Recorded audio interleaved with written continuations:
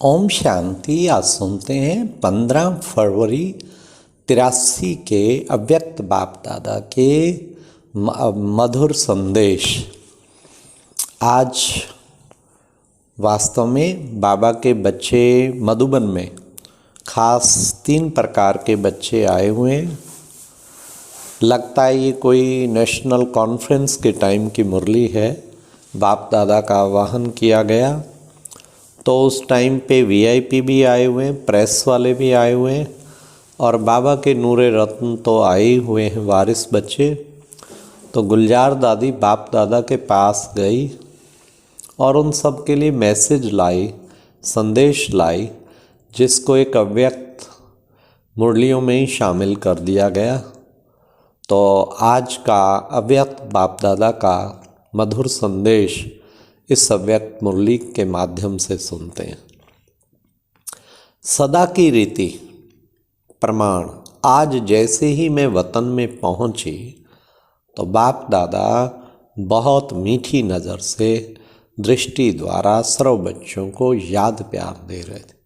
तो आज के इस ईश्वरीय संदेश में बाबा ने 4 बातें खास। कौन सी? चमकते हुए हीरों पर कौन सी 4 प्रकार की लाइट पड़ रही थी। दूसरा, बाप दादा बच्चों की कौन सी आवाज़ सुनकर मुस्कुराते हैं। तीसरा, बाप दादा ने 3 प्रकार के बच्चों को कौन सी 3 प्रकार की सौगात दी। लास्ट, बाप दादा ने गुलजार दादी जी को बच्चों प्रति कौन सा महावाक्य सुनाने को कहा। तो अब सुनते हैं 15 फरवरी 83 का अव्यक्त बाप दादा का मधुर संदेश। सदा की रीति प्रमाण। आज जैसे ही मैं वतन में पहुंची तो बाप दादा बहुत मीठी नज़र से दृष्टि द्वारा सर्व बच्चों को याद प्यार दे रहे थे। बाबा की दृष्टि से आज ऐसे अनुभव हो रहा था जैसे अति शांति, शक्ति, प्रेम, आनंद की किरणें निकल रही हों। 4 चीज़ें बताई: शांति, शक्ति, आनंद और प्रेम। इन 4 प्रकार की किरणें निकल रही थी। ऐसे रूहानी दृष्टि जिससे 4 ही बातों की प्राप्ति हो रही थी। और क्या चीज़ चाहिए? ये 4 चीज़ मिल जाएं: शांति, शक्ति, आनंद और प्रेम। बाकी क्या रहा? ऐसे लग रहा था जैसे हम बहुत कुछ पा रहे हैं। ऐसे बाप दादा ने हम सभी बच्चों का स्वागत किया और बोले, बच्चे सभी की याद लाई हो। मैंने कहा, याद तो लाई हूँ, लेकिन सबके आवाहन का संकल्प भी लाई हूँ। आवाहन माना सब बच्चे बुला रहे हैं, बाबा आ जाओ आ जाओ। तो बाबा बोले, इस समय तो मेरे इतने प्यारे बच्चे जो भी आए हैं वो जानने के लिए आए हैं। ऐसा भी दिन आएगा जो फिर ये मिलने के लिए आएंगे। हाँ, वीआईपी थे ना सभी, प्रेस वाले भी सब। तो वो बाबा को जानने के लिए, संस्था क्या है, इनका बाबा क्या है, इनकी फिलॉसफी क्या है, जानने की इच्छा के लिए आते हैं ना नए लोग। तो सब फिर बाबा ने कहा वो दिन भी आ जाएगा, ये बच्चे बन के मिलने के लिए आएंगे। बाप दादा तो सभी बच्चों का दृश्य वतन में रहते हुए भी सदा देखते रहते हैं। ऐसा कहते बाबा ने एक दृश्य दिखाया। देखो गुलजार दादी कितनी भाग्यशाली है। रोज़ बाबा के पास नए नए दृश्य देखती थी सूक्ष्म वतन में। भक्ति मार्ग में तो 1 मिनट का भी कभी साक्षात्कार करा दो तो अपने को भाग्यवान समझते हैं। और दादी गुलजार को तो वरदान था, रोज़ आना, बाबा के पास जाना और अनेक दृश्य देखना। तो बाबा कहते, ऐसा कहते बाबा ने एक दृश्य दिखाया। क्या दृश्य? अब सुनिए। जैसे भारत देश में भक्त लोग मंदिरों में शिवलिंग की प्रतिमा बनाते हैं, ऐसे वतन में भी एक प्रतिमा दिखाई दी। लेकिन प्रतिमा का गोल आकार था और उस गोल आकार में अनेक चमकते हुए हीरों हीरे चारों ओर नजर आ रहे थे। उन चमकते हुए हीरों पर 4 प्रकार की लाइट पड़ रही थी। इमर्ज करो, वतन में एक प्रतिमा है गोल आकार की और उसके चारों ओर हीरे नजर आ रहे हैं और हीरे पर फिर 4 प्रकार की लाइट पड़ रही थी। कौन कौन सी? एक रंग था सफ़ेद, दूसरा हरा, तीसरा हल्का ब्लू और चौथा गोल्ड। तो थोड़े समय में वह लाइट शब्दों में बदल गई। अब सोचिए शब्द क्या होंगे? सफ़ेद, सफ़ेद किस चीज़ का सूचक है? सफ़ेद लाइट के अक्षरों में लिखा था शांति। सफ़ेद शांति का प्रतीक है। कहीं काले कपड़े पहनते हैं, कहते हैं काले कर्म किए हुए काला शब्द नेगेटिविटी का सूचक है। काले ही झंडे दिखाते हैं जब कभी धरना देना। काले कहते पता नहीं कौन से मेरे काले कर्म हैं, तेरी काली करतूत ने ही बेड़ा गर्क किया, कहते हैं ना। तो ये काला और सफ़ेद शांति का, वो तो बिल्कुल ऐसा है सफ़ेद दूध जैसा। हाँ, सफ़ेद, बाबा ने कहा सफ़ेद कलर जो है उस पर लिखा था शांति। और दूसरे पर सफ़ेद के बाद फिर कौन सा था? दूसरा था हरा।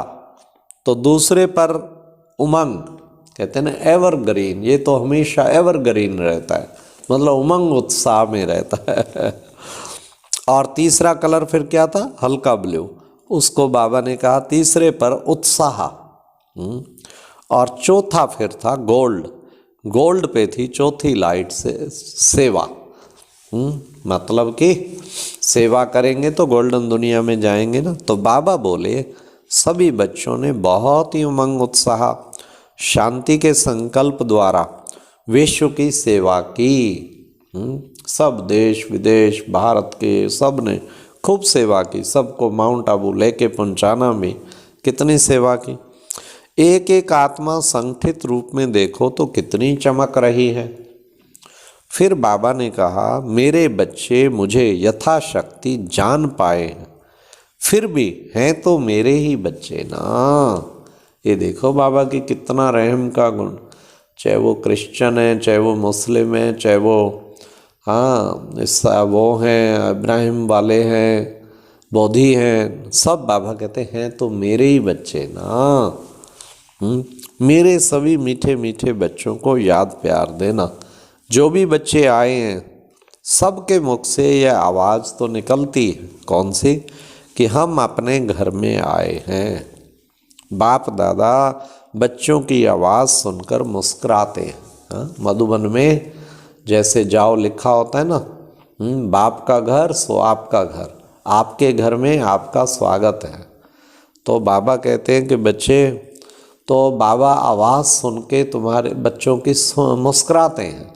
तो हमेशा आवाज़ यही निकलता रहे कि हम अपने घर में, निकलता भी यही, हम अपने घर में आ गए। ये है हमारा बेहद का घर।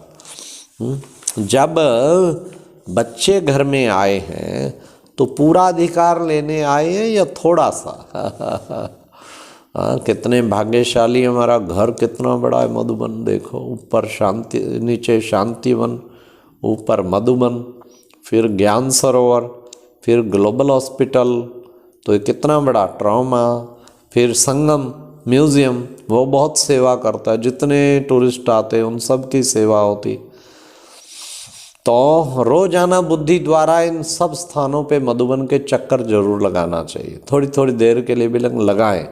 4 धाम पे भी लगाएं। 4 धाम जो हैं, बाबा की कुटिया, बाबा का कमरा और बाबा का जो है हिस्ट्री हॉल और शांति स्तंभ, उस पे तो लगाएं। वो तो मधुबन के 4 धाम।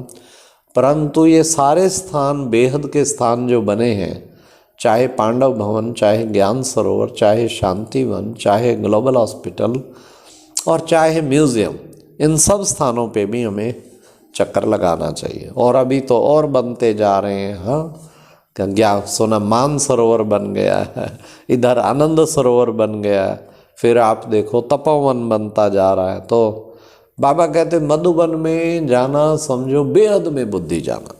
फिर बाप दादा ने 3 प्रकार के बच्चों को 3 प्रकार की सौगात दी। बाबा बोले मेरे कलमधारी बच्चे, ये प्रेस वाले थे सब, अखबार वाले, जो आए हैं उन्हें बाप दादा कमल पुष्प की सौगात देते हैं। मेरे कमलधारी बच्चों को कहना सदा कमल समान सारे विश्व के तमोगुणी वाइब्रेशन से न्यारे और पिता परमात्मा के प्यारे बने। अगर ऐसी स्थिति में स्थित तो कलम चलाएंगे तो आपका व्यवहार भी सिद्ध हो जाएगा और परमार्थ भी सिद्ध हो जाएगा। दूसरा, वीआईपी बच्चे जो भी आए उन्हों को बाबा ने सिंहासन नहीं लेकिन हंस आसन दिया है। बाबा बोले यह जो मेरे वीआईपी बच्चे आए हैं उन्हों को मुख में शक्ति है, इन्हें मैं हंस आसन देता हूँ। इस आसन पर बैठकर फिर कोई कार्य करना। हंस आसन पर बैठने से आपकी निर्णय शक्ति श्रेष्ठ होगी और जो भी कार्य करेंगे उसमें विशेषता होगी। जैसे कुर्सी पर बैठकर कार्य करते हो वैसे बुद्धि इस हंस आसन पर रहे तो लौकिक कार्य से भी आत्माओं को स्नेह और शक्ति मिलती रहेगी। लास्ट, थर्ड, सरेंडर सेवाधारी बच्चों को बाप दादा ने एक बहुत अच्छा लाइट के फूलों का बना हुआ हार दिया। हर एक लाइट पर कोई ना कोई दिव्य गुण लिखा था। तो बाबा बोले ये मेरे बच्चे सर्वगुण धारण करने वाले गुणमूर्त बच्चे हैं। सभी बच्चों ने एक बल एक मत होकर जो यह बेहद की सेवा की है उसके रिटर्न में बाप दादा ये दिव्य गुणों की माला सभी बच्चों को सौगात के रूप में देते हैं। और लास्ट में कहा, सुनिए क्या कहा, सभी बच्चों को बाप दादा के यही महावाक्य सुनाना, क्या कि सदा खुश रहना है, खुश नसीब बनना है, सर्व को खुशी के वरदानों से खजानों से संपन्न बनाते रहना। ऐसे मधुर महावाक्य सुनते याद प्यार देते लेते मैं अपने साकार वतन में पहुंच गई। ओम शांति। ये थे आज का अव्यक्ति संदेश। ओम शांति। ये एक प्रेरणादायक वीडियो है, जरूर देखें, कोई भी मिस न करे।